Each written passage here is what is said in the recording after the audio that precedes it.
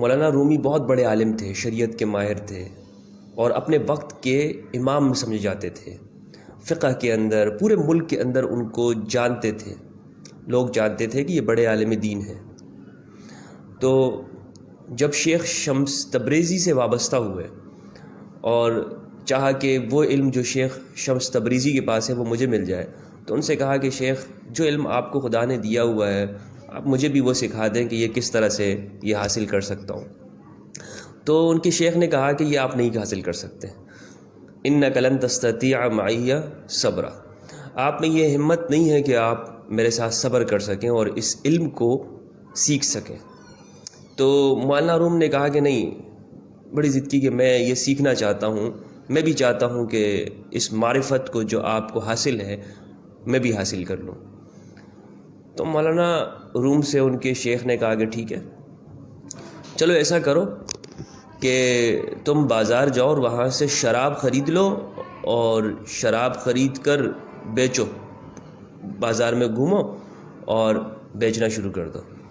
تو مولانا رومی کہتے ہیں کہ انہوں نے کہا کہ حضرت کوئی اور کام کہیں، یہ مجھ سے نہیں ہوگا،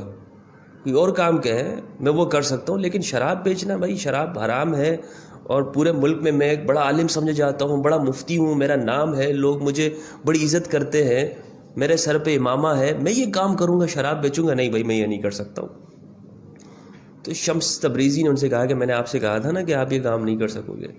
تم اس امتحان کے اندر کامیاب نہیں ہو سکتے۔ تو کہا کہ ٹھیک ہے بھائی، میں نہیں کرنا چاہتا۔ مولانا روم وہاں سے چلے جاتے ہیں۔ سوچ بچار کے بعد پھر اگلے دن آئے اور ان سے کہا کہ میں تیار ہوں، آپ مجھے حکم دیجیے۔ تو انہوں نے کہا کہ ٹھیک ہے، یہ کام کرو پہلے، پھر میں تمہیں سکھاؤں گا۔ مولانا روم گئے، بازار گئے، وہاں سے شراب خریدی، سر سے امامہ اتارا اور امامے کے اندر وہ شرابیں رکھی اور بازار میں گھومنے لگے ملک میں، اور کہا کہ بھائی بیچنا شروع کر دیا۔ لوگوں نے جب دیکھا کہ مولانا روم صاحب اتنے بڑے عالم دین وہ یہ کام کر رہے ہیں، تو کسی نے کہا پاگل ہو گیا ہے، دماغ چل گیا ہے، سٹیا گیا ہے، مینٹل ہو گیا ہے، کسی نے کہا کہ گمراہ ہو گیا ہے، کوئی کہنے لگا کہ جی اس کو بری صحبتوں نے خراب کر دیا ہے، کسی نے کہا کہ شیطان کے پاس جب علم زیادہ ہو گیا تھا تو وہ گمراہ ہو گیا تھا، اس کے پاس بھی علم زیادہ ہو گیا، گمراہ ہو گیا، کسی نے کہا کہ بہک گیا ہے، کسی نے کہا کہ مطلب ہر ایک کی اپنی اپنی باتیں، جس کے منہ میں جو آ رہا تھا وہ ان کے بارے میں کہے جا رہا تھا اور ان کے بارے میں،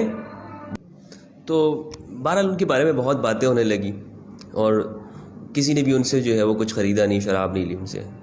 تھک ہار کے جو ہے واپس شام کو اپنے شیخ کے پاس ہے اور عرض کیا کہ شیخ آج جو ہے نا لوگوں نے بہت برا بھلا کہا، بدنامی ہو گئی، تباہ ہو گیا، میں تو برباد ہو گیا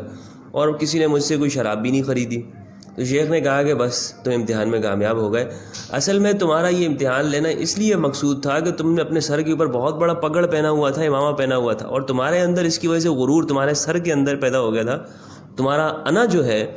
وہ اس کے اندر گھمنڈ آ گیا تھا کہ میں بہت بڑا عالم ہوں، بہت جانتا ہوں، لوگ میرے سامنے کھڑے ہوتے ہیں ہاتھ باندھ کے، تو تمہارا نفس کے اندر سختی آ گئی تھی اور وہی دور کرنا، ملامت کروانا مقصود تھا کہ تم جو ہے وہ اپنے آپ کو کچھ نہ سمجھو، جب لوگوں کی گالیاں سنو گے، لوگ تمہیں برا بھلا بولیں گے، تمہاری اصلاح ہوگی۔ اولیاء اللہ، صوفیاء کرام کو وہ اس ظاہر کو نہیں دیکھتے ہیں، وہ اس کے باطنی معنی اور اس کی حکمت کے پیچھے جاتے ہیں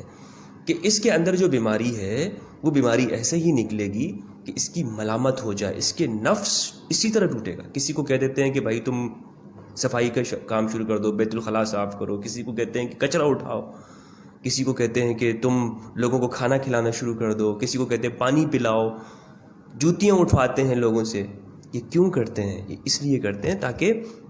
نفس جو کہ خود کو کچھ سمجھ رہا ہے، جو وہ اس کے اندر سے دور ہو جائے۔